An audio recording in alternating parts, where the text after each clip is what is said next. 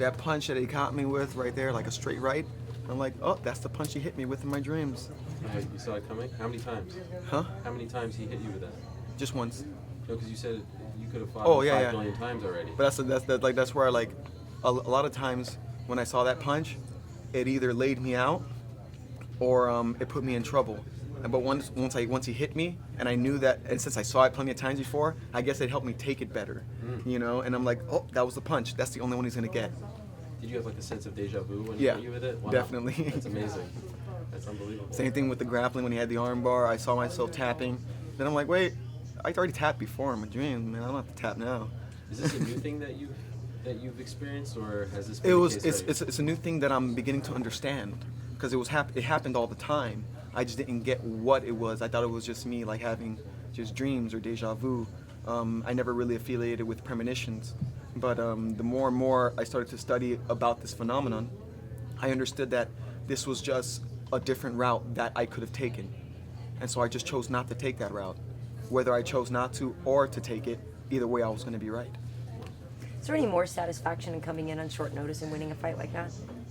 My first short notice fight, and I have to say no. I mean, it's pretty. It impressed me, man. If I know that I can do this in 1 week, man, you give me a whole camp, I'm gonna be on fire. So definitely, it's a good feeling. It's definitely a great test for myself, a good understanding for myself. Like now I know where I stand.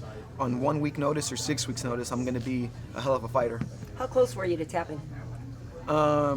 I wasn't that close, but I was thinking like I thought like it felt pretty deep, and I'm like I could tap. I thought about I could tap, but then when I actually noticed it wasn't hurting, I'm like, oh wait, let's try and escape, you know. And lo and behold, I was out. How about the new weigh-ins yesterday? Do you feel like Love it. What did you love about it? We have the whole day to recover. You know, well, I mean, it probably wouldn't have affected me, especially fighting at 145 now. I didn't cut really any weight. I was eating full meals every day up until the weigh-ins, really, to be honest with you. So I didn't really have trouble for the weigh-ins, but I do enjoy the fact that we get the weigh-in in the morning. And not necessarily because we're going to be hungry waiting around, but we don't have to stress about it. You don't have to wait. You don't have to wait around or think about it. And no, the day's done in the morning, so you're just chilling after that. What time did you weigh in at? 10 o'clock. So right off the bat. Yeah.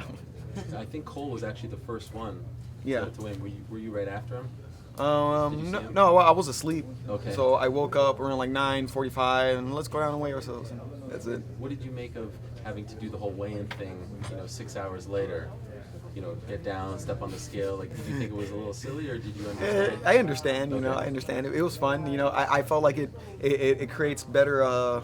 I guess you say standoffs. People are a little bit less stressed out about it. We can get out there, face off with a lot of energy. We're not, because usually back in the day when I was fighting at 135, on the weigh-ins, I'm not even thinking about the fight or the guy. I'm like, where's my coconut water? Just hurry up. Just say we're done. Just say we're done, and start drinking right away. But don't have to really stress about that anymore. So I think it's a really good idea.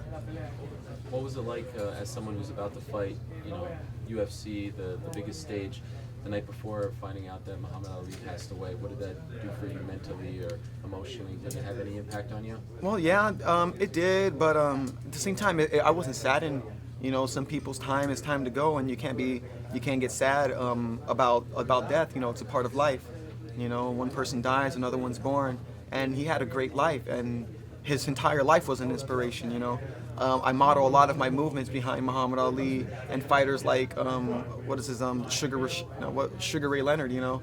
All that movement, all that craftiness, the style that they didn't have to really try to be. It was just them. They exuded this confidence. They exuded this swag about them. They can just move around and a lot of people might look at it as being cocky, but to me it was just their rhythm. They weren't afraid to be themselves, and I feel like a lot of people are just like box themselves into this generic form of fighting when you're really yourself, man. You're gonna move like nobody else because it's you, and we're all different. Although we breathe, we bleed the same, we're all different slightly, and we all have our own style, and we should embrace that. Well, you were kind of a different guy when you even first came on the scene, but it was a good kind of different. How do you feel about your own maturity in the sport? When it comes to maturity in this sport and my maturity in this sport, it really a lot of people would see it as going backwards. I began to embrace the inner child in myself. Instead of growing up, I grew back. into who I was. I started to remember how I was when I was a child. And when you're a child, we really don't care what other people think. We're not afraid to be ourselves, and we're not afraid to make friends and create these bonds. We don't ever want to sever these bonds. I believe deep down inside all of us, we have this innate feeling to bond and, you know, connect with each other. This is human nature. We want to help each other. So reverting back to that mentality, I think that helped me a lot in growing as a person spiritually.